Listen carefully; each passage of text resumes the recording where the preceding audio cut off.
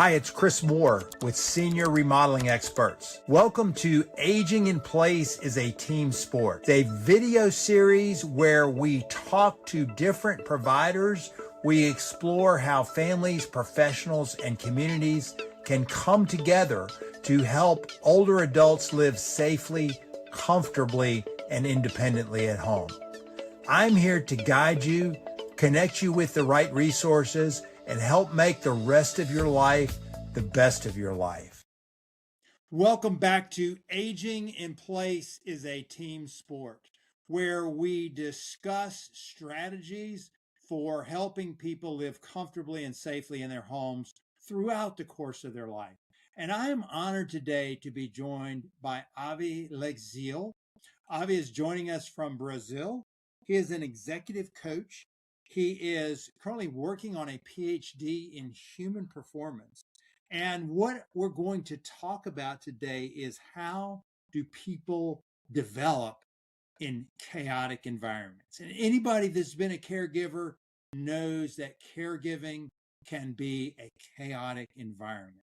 We can find ourselves overwhelmed with responsibilities of how can we care for our loved one, how can we maintain our other obligations and keep some semblance of sanity in the process. So welcome, Avy. Thank you so much for being on the podcast. Hi, Chris. Thank you very much for having me. You're welcome. So you, as an executive coach, have dealt with chaotic environments in the business world. Right? I mean, people come to you, they're an executive, they're overwhelmed, they've got a bunch of moving parts, they're trying to keep it all together. Maybe they're trying to scale their business, maybe they're in a growth period, maybe it's a new product they're trying to roll out, whatever it is, it's chaos and you help them make sense of that. But for today's discussion, we're talking about chaos in the home.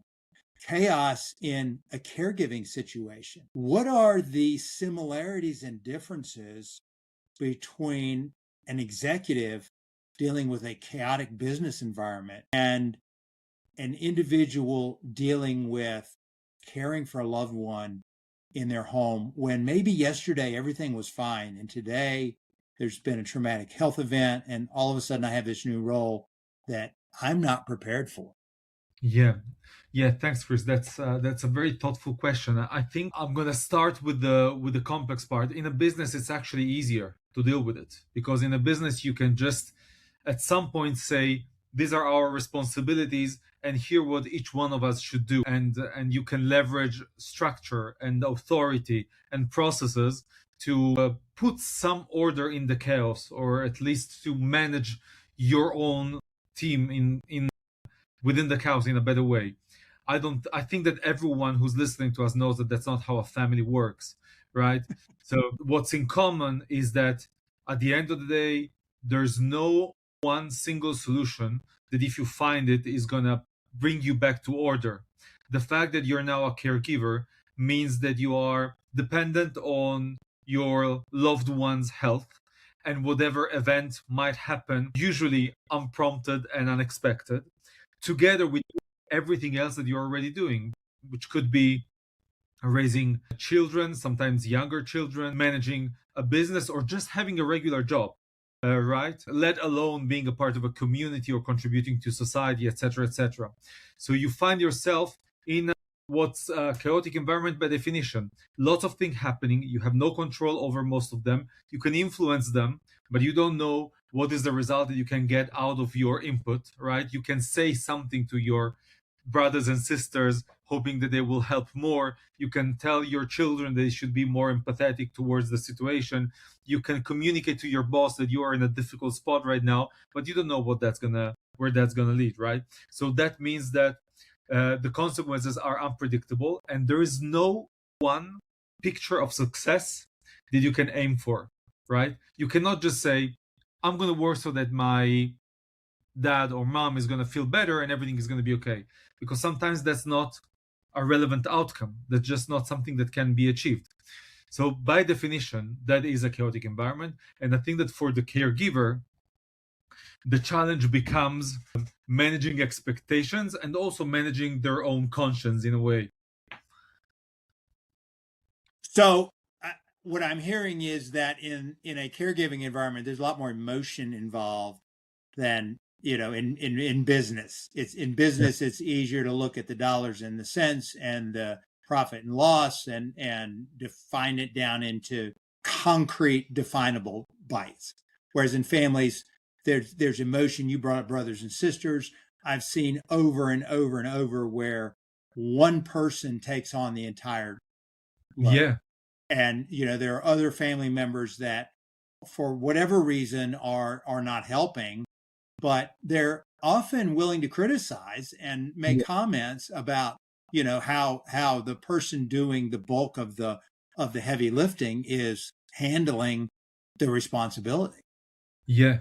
Yeah. And you know what, Chris, to be fair, what happens in a business environment is also very emotional, and that same dynamic that you just described can easily happen in a business environment, right? There is a crisis. It doesn't matter if it's a operational crisis or a PR crisis or whatever.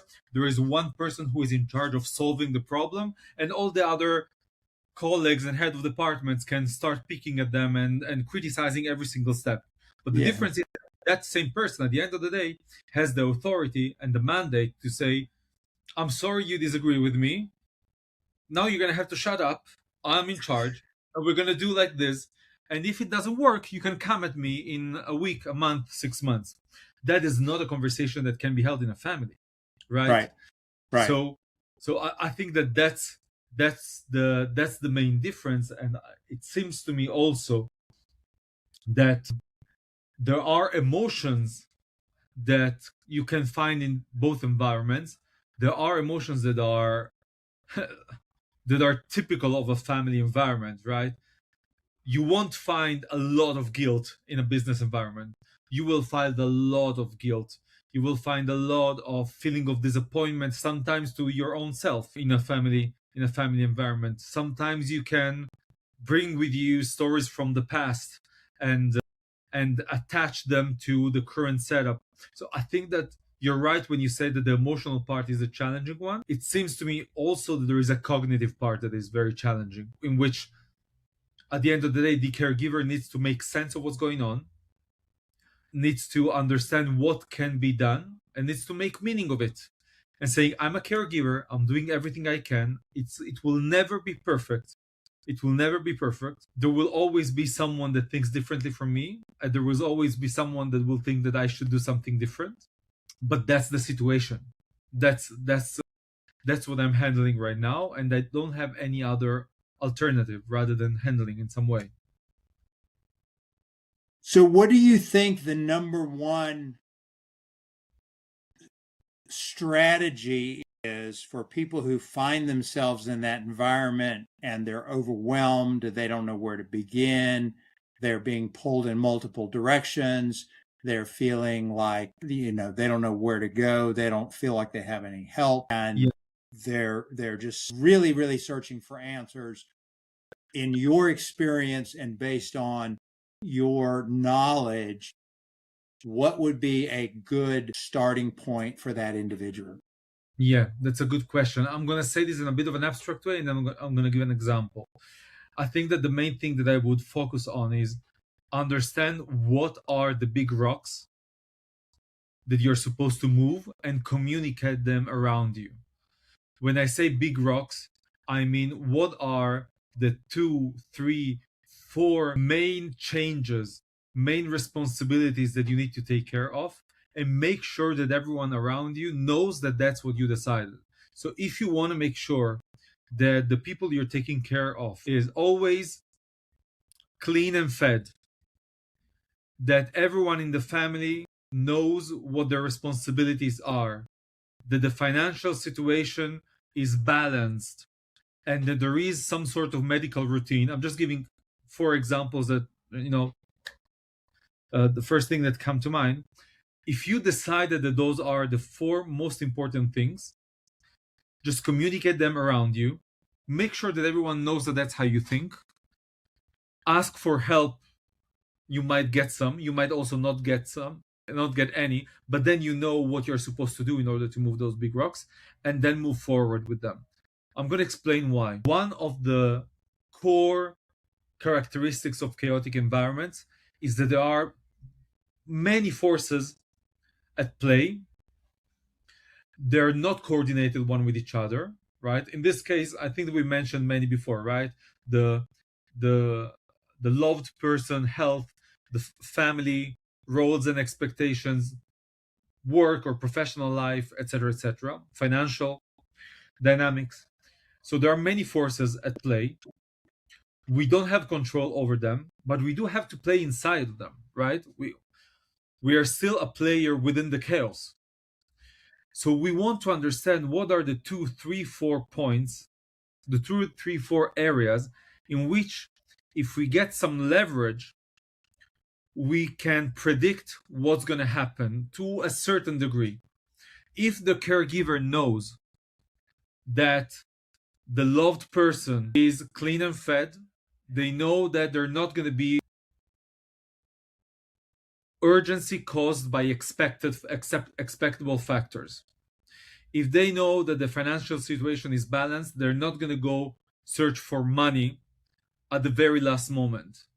If they know that there is a medical routine, they don't have to search for a meeting, for booking at that doctor that is pretty much urgent at the last time.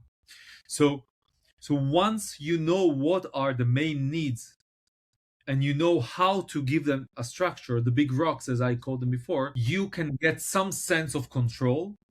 You know what are the main things that you can play with, so that most of the time you're not going to have crisis. You can communicate them around you and you can move forward. If you don't do that, you will always be reactive. Being reactive is I don't want to say that it's the worst thing that you can do in a chaotic environment, because sometimes you don't have an alternative. But I do want to say that if you can be not reactive for some of the things, especially if it's significant areas, that's definitely something that will help you gain some sort of control or influence over the situation. To me, what you're saying is, by deciding in your mind what the 4 most important tasks are, you give yourself permission to not worry about 5, 6, 7, and 8. You give yourself permission to say, okay, we're going to put those on the shelf for right now because I don't have the bandwidth to do 8 things right now. I'm going to focus on these 4 and consciously give myself permission to set those out of my reach for the moment. Yeah, and it's not an easy question, because you don't put at number 7 or 8 making sure that the kids feel loved, right? Because if you don't take care of that, down the road you're going to have a new crisis to deal with. So that's why I was stressing the importance of understanding what are the rocks that you can actually manage and you can get some control over. Yeah. And you can have that, especially with children. I've seen families where, one of the children in the family has, a significant medical problem, has been in a severe accident, and that child's getting all the attention because they need it. And then another child, suddenly feels like, well, they're not really important anymore. Nobody's paying a bit of attention to me.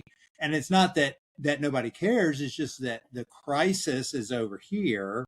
But making the time to make that other family member know that they're still important, they're valuable, they're loved, and the fact that we're spending all of our time taking care of this situation has nothing to do with the fact that we love this family member more than you. Yeah. And even if that's just a few minutes, I think sometimes those kinds of things can really make a difference in the overall family dynamic. Yeah, I agree with you. And actually, if you want to say something that can happen in a caregiving situation and in a business actually might have a smaller impact, I think that there's something to be said about communication and little acts that is important.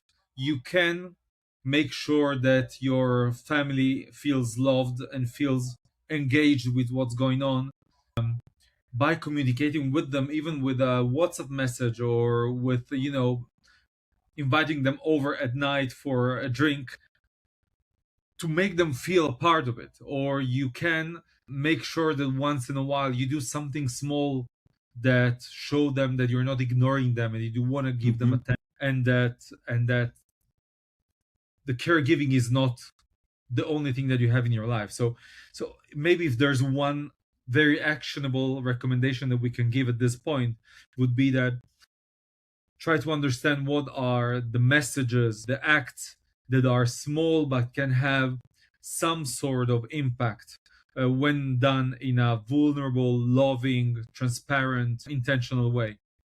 Right.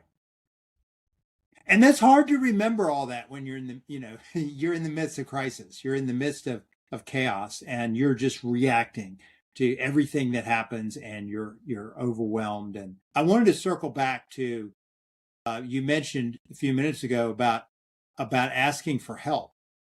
Yeah. And I think that's such an important part. And it's something that oftentimes people have trouble with. People find it difficult to ask for help. Why do you think that is? I have a few answers in mind, and I think that one of them, we should start with one that is particularly frustrating.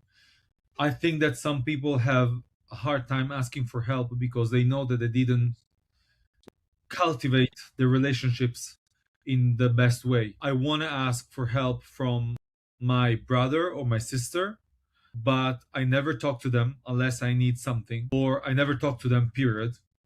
And when they try to have a conversation with me or spend quality time with me, I show them that I have something more important than them going on. So now I don't want to. I would like to call them, but I feel really bad. So I think that I would assume that the first problem is the fact that we don't take enough time to foster our relationships in a non-transactional way, rather to build genuine relationships, and it seems to be that's the first point. I think that there's a second one that maybe is also has some parallels in the business world, which is the fact that people sometimes feel that they have a responsibility and that they are Sisyphus. They are the only people who are supposed to push the big rock up the hill, and you cannot ask for other people because that's your rock. And asking for help means that you're basically saying to the other, I know you're busy, please ignore your own big rock, and because mine is more important, or because I need you. And maybe that feeling of being in need, or to do something that is egoistic, even if it's not many times, it's something that stops people from asking for help. But what I found, and I'm not sure that is the same in a caregiving situation. I would love to hear your thoughts about this, Chris. But what I found in a business environment is that in the majority of the cases, when you show vulnerability and you're very transparent, even if you start doing that out of the blue, but you're consistent with it, it's actually one of the best things that you can do, because people start seeing for who you are and what you need. Right. And they empathize with you. And I think that in many cases they understand that you would also help them if it was you, if it was them searching for help. So I think that there's something about adopting a vulnerable, transparent position in an authentic way, not as a manipulative act, right? That has a lot of power. Of course, you don't want to ruin everything and then go back to being transactional and manipulative once you got what you needed. But I think that there's something about that can be helpful. I think that vulnerability, like you said, is really at the root of a lot of this question of asking for help, because for me to ask you for your help is admitting to myself as well as to you that I don't have it all together. And so often we like to pretend to ourselves, if even to nobody else, that we've got it together, or we feel like you said, we feel like it's our responsibility. I should be the one caring for this person. This person is my mother, my father, my aunt, my uncle, my grandmother, whatever it is. And it's my responsibility, and I feel guilty asking for help. And there's also at the same time, there's that sense that I don't think anybody's going to help me anyway. I've not seen any indication that anybody else wants to step up. They all knew about this situation the same as I did. Nobody else bothered to raise a hand and said, I'll help with this. And so oftentimes there's resentment. And it's like, if you were going to really help, you would have already offered to help. And since you didn't offer to help, I know you don't really want to help. And there can be that victim mentality. I mean, there's a lot of different moving parts, and what your relationship with that person you're caring for can be a part of that too. I mean, I've seen caregiving situations where there's not a really good relationship between the person you're caring for and you, and you're doing it out of obligation, not because you really want to, but you feel like you should, and then that makes it all worse. Yeah. Because you've got all those layers of resentment. Yeah, that's a very, very good point, Chris, because when you start thinking, well, no one offered any help, so they don't want to help, you're basically attaching your own interpretation to someone else's non-action, which doesn't make any sense. Especially if you didn't communicate that you need help. So you could say, right, well, they don't understand it by themselves that I need help. Yeah, you can say that. But maybe also they have their own interpretation. Maybe they're thinking, well, I don't want to intrude. Maybe they're thinking, let him or her do it their own way. So right, maybe the insight that we can take from this is you cannot judge someone else's inaction for something that you didn't communicate you were expecting. If they don't know that you're expecting them to help, you cannot judge them for not helping. Right. Yeah, I think assigning motives to people is always a dangerous thing to do. Because we can look at someone else's action and we could say, if I behaved in that manner, it would be because blah, blah, blah. Right? Yeah. Well, and that's assuming that they function in the same way that you do. And we all function differently.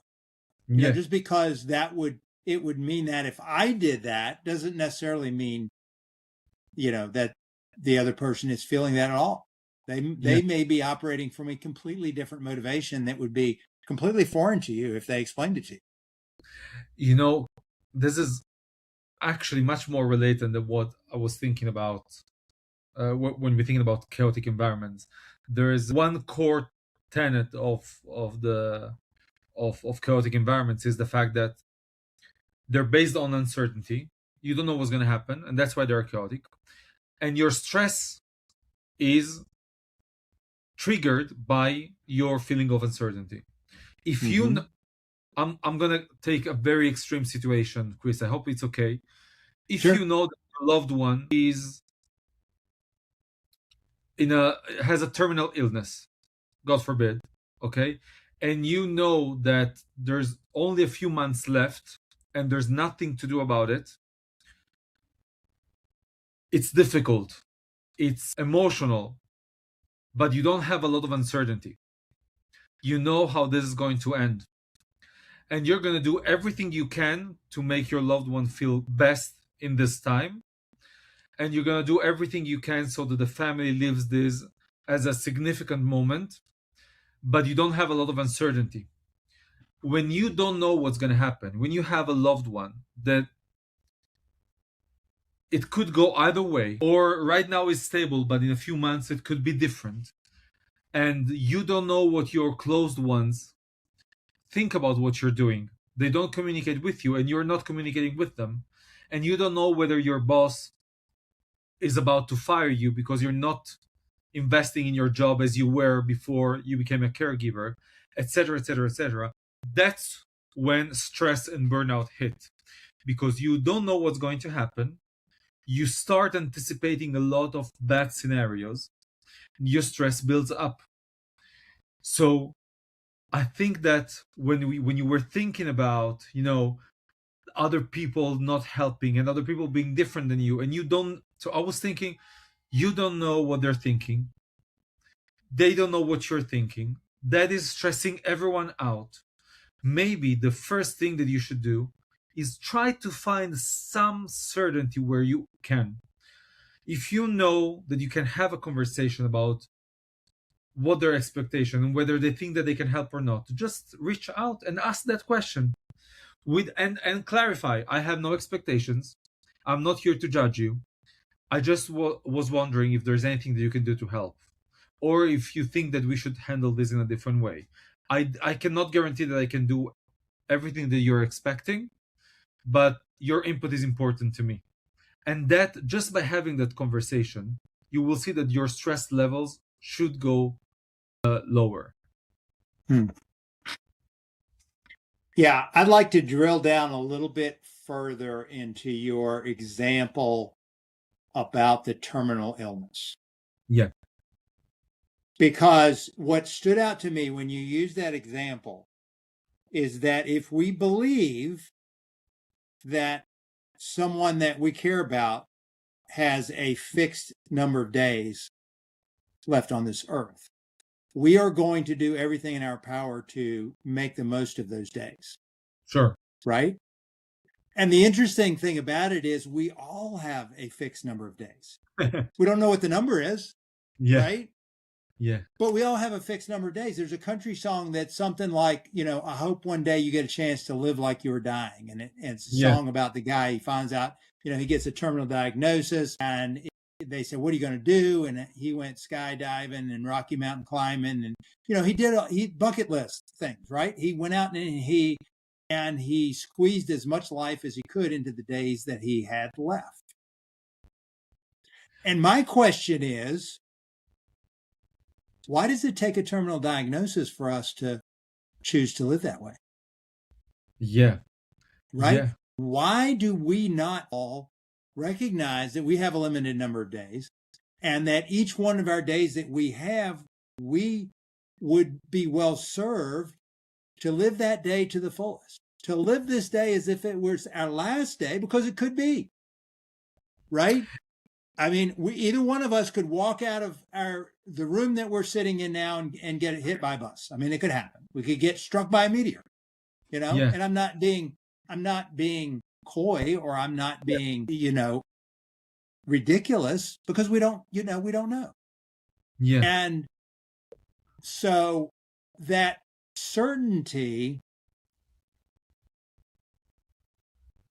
that's an elusive thing. But I like how you talk about how having some level of certainty, even if it's just in a small piece, maybe it's, who's going to prepare the meals, and, maybe it's, you tell your neighbor or your brother or someone, if you could just bring a prepared dinner on Tuesdays. Yeah. Right? I mean, that's one thing off of my plate. Yeah. Yeah. And then yeah. maybe you have somebody else, come in and do the laundry on Fridays. Yeah. And yeah. I agree with you, and that's definitely helpful.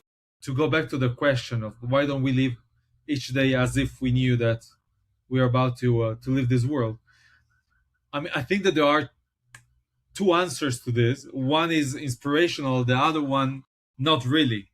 And I think that let's start with the inspirational one. Okay. I think that we don't live like that because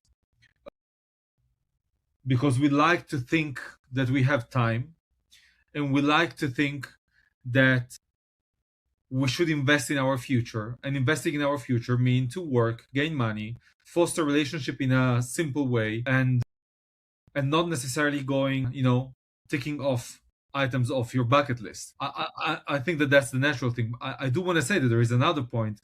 The other side of the idea that stress is uncertainty is the fact that we don't like uncertainty, and we do everything we can to live in certainty. Mhm. We do everything we can to avoid surprises. And I'm not talking about, surprise birthday parties, right? I'm Right. talking about the stuff that we cannot, that we don't want to be surprised with.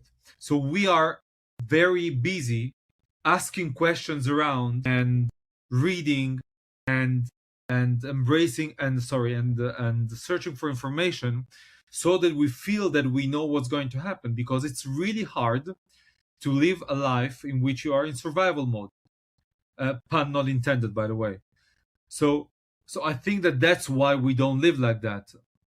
And I think that for many people, when they do hit that point, unfortunately, it wakes something up in them.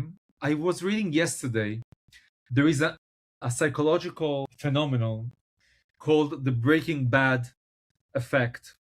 Of course, with a reference to the TV show, when people who get diagnosed with a terminal illness are more likely to engage in crime, Mm. because they will say, I mean, what do I have to lose? I'm going to go and rob a bank, and if everything goes well, the last month that I have to live, I'm going to live them on a tropical island surrounded by beautiful landscapes and all the drinks that I want. So it seems to me that the negative side of it is that no one wants to get diagnosed, of course, with a terminal illness, and having that as a reminder that you can live in a more mindful and intentional way. The other side of it is that it seems to me that that phenomenon, not necessarily the criminal one, but the idea that you wake up and you realize that you don't have much time, or that you should live your life differently, happens also among the people around the person with terminal illness, right? When a close one, a younger close one, gets diagnosed, all the people around them start thinking, well, what if it happens to me and I've treated my close ones with, apathy, and I didn't visit the places I wanted to visit, and I ignored my spiritual life, and I didn't do enough good in the world, etc., etc. So maybe we can look at that side and just appreciate the fact that those reminders happen, and Yes. maybe caring for a close one, even though it's a difficult and a chaotic situation, is also a reminder that we should engage our life and our days in meaningful stuff. Yes. 100%. Because I have learned in my life that it's the difficult days, it's the trying days where we're tested Yeah. to the last inch of our ability that cause us to grow and cause us to improve our character and cause us to be more empathetic towards other people and cause us to recognize what's truly important in life. And the Yeah. days where everything goes well and the sun's shining and everybody's healthy and there's money in the bank, those days are quite pleasant to live through. But they Yeah. don't stretch us. They don't cause us to expand and become more resilient, more effective, more powerful people. So in your research, as you look at chaotic environments, do you have specific findings of what the other side of that chaos can bring about a much improved person? And what is the difference between those people whom that chaos causes growth and those people for whom that chaos only causes trauma? Okay. I thought you were asking something else, but this is a very interesting. Okay. I'm going to start with the end. If chaos causes trauma, that is not a learning opportunity. It could become a learning opportunity with therapy afterwards, but we don't want to aim at that. So if you are in that kind of situation, a toxic boss or whatever it is that leads you to feel a feeling of chaos in a toxic way that leads to burnout, that leads to trauma, that is a signal not to manage chaos, but to actually find a way out of chaos. And in many cases, that's possible. I think that the other case is the following. What I see time after time, and it's pretty much the foundation of my approach when I'm coaching executives, is that chaos is an invite to develop. When you are dealing with a problem, a hard, complex problem that has no clear solution, you need to find a solution. Of course, you need to find a strategy, something that can push you forward. But by doing that, you explore alternative ways of thinking about what you do, you build new skills, and you get out of that valley with new abilities to climb the mountain, right? You're Right. now you manage the problem. By the way, maybe you even failed, but now you are better equipped to move forward with whatever you need to do. So the best thing about managing chaos or managing in chaos is that it provides you with lots of opportunities to build new muscles, to learn how to manage better, to learn how to relate to stakeholders better, to think about strategy in a more creative way, etc. And then you can apply those skills also when you're not in a chaotic environment. By the way, that's 100% backed by theory. We know that adults learn better when we deal with problems, not when we engage in intellectual exercises, which, by the way, I love, but they're not the best strategy. Adults need problems to move forward, and chaos brings a lot of problems. Right. And if we embrace those problems and allow them to do their work, it makes us stronger. A little over 4 years ago, I watched my wife Barbara of 33 years die of lung cancer, and I watched my children watch their mother die. And my youngest daughter, sometime after that, she said, I have been through the worst thing that could ever happen to me. How then can any other problem I ever face for the rest of my life have any impact on me? Yeah. Right. Yeah. And so that to me really exemplifies how going through pain and loss and chaos and trouble and hardship makes us better people. Yeah. And I think it's important to mention that that is not something that happens automatically. Right. Right? Meaning there needs to be intention. You are going through a difficult time. You're dealing with stuff you never thought you would deal with, and that you probably don't want to deal with. Right. That's an opportunity for you. Sorry, I know this sounds like a cliche, and sometimes it's the last thing that the caregiver wants to hear. But it is an opportunity to achieve some insights. You know what? I'm going to say this in a different way. You are going to achieve some insights. You're going to go to bed at night super tired, and you're going to start thinking, okay, what's going on here? How am I making sense of this? The worst thing that you can do is ruminating, is to start going on tangents, hating everyone around you for not helping, cursing your existence, etc., etc. It's not helpful. It's not helpful. The best thing you can do is asking yourself, okay, how do I make this a productive learning period of my life? Yeah. How do I make it an opportunity to reach insights that otherwise I wouldn't have reached, and that can help me being a better parent, a better friend, a better sibling, a better professional, etc., etc. So I agree with you that when something like this hits you, it's definitely an opportunity for growth. Some people miss that completely by turning that into an opportunity for self-victimization, for rumination, for utter pessimism. And those are natural reactions that can be managed and can be leveraged into something much healthier. You can reframe those thoughts into thoughts that propel you towards actual growth. And I don't know you, Chris. It's the first time that we talk, and I don't know your family. But I would assume that what happened to you and to your kids affected how you relate to people, even people that are 100%. Right? 100%. I mean, it has made me a more compassionate person. It has made me a more caring person. It has made me a more understanding person. In my day job, I'm a remodeling contractor that specializes in aging in place. I go in and I modify environments. I deal with family caregivers every day. I deal with people who have lost their loved one every day. I deal with people who are in the midst of these difficult situations every day.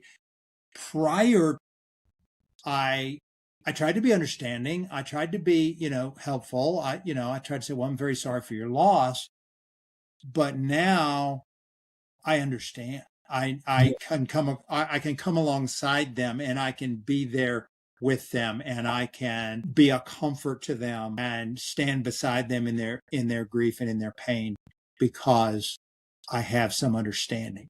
Now, is my pain and grief the same as theirs? No. But I have some understanding. I have some compassion. I have some level of being able to stand beside them and be of some help. But like you said, it's a decision. I could have chosen to be bitter and angry and say, why me? Why did this happen to me? It's not fair. Right? I mean, and that's a reaction that a lot of people have. Yeah. And it's not fair. Life isn't fair. And if you try to figure out, why it's not fair, you drive yourself crazy, because, we all have different abilities, talents. We were all born into different families. We're all born into different circumstances. There's nothing we can do about any of that. But we can only take the hand of cards that we were dealt and play that hand the best way that we know how. Yeah. With the strength and the ability and the understanding and the knowledge that we have and that we have been able to develop by applying the gifts that we already have. Yeah. And I think that's the difference is our mindset, is our approach. And when we see people that have overcome great things and come out the other side resilient and come out the other side smiling and overcoming and being joyful, then that inspires us to say, wow, that guy's joyful with, those challenges. What am I complaining about? Yeah. I do think that, when you see those people, it's inspiring. Yet again, as you said before, only when you are experiencing something you truly understand the map. Otherwise, you can draw a skyline of the territory, but you cannot really say, well, this is how it works. This is the feeling. These are the implications of the feeling. Circling back to what we were saying at the beginning of the conversation, right?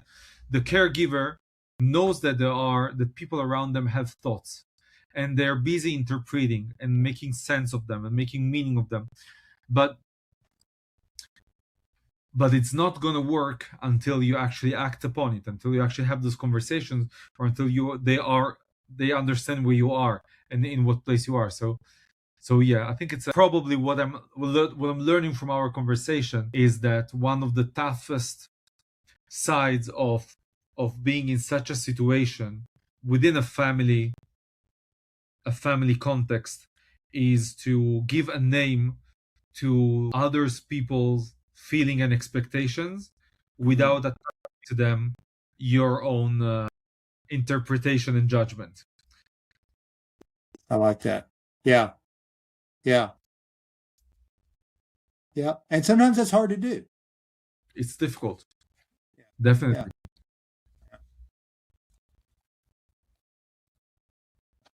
Well, Avi, this has been a very insightful conversation for me, and I really appreciate your point of view, and I think it shows how every principle is a microcosm of each other. Every environment, whether we're talking about a business environment or a home environment, the same principles of human interaction, the same principles of human dynamics exist. It's all one person dealing with another person, whether it's business, whether it's home, whether it's caregiving, it doesn't matter. There are there are universal principles that govern how we relate to each other. Yeah. And the more that we can understand those principles, the easier it's going to be for us to foster healthy relationships. I agree with you. It seems to me that the main challenge there is that there are so many dynamics that can happen, right?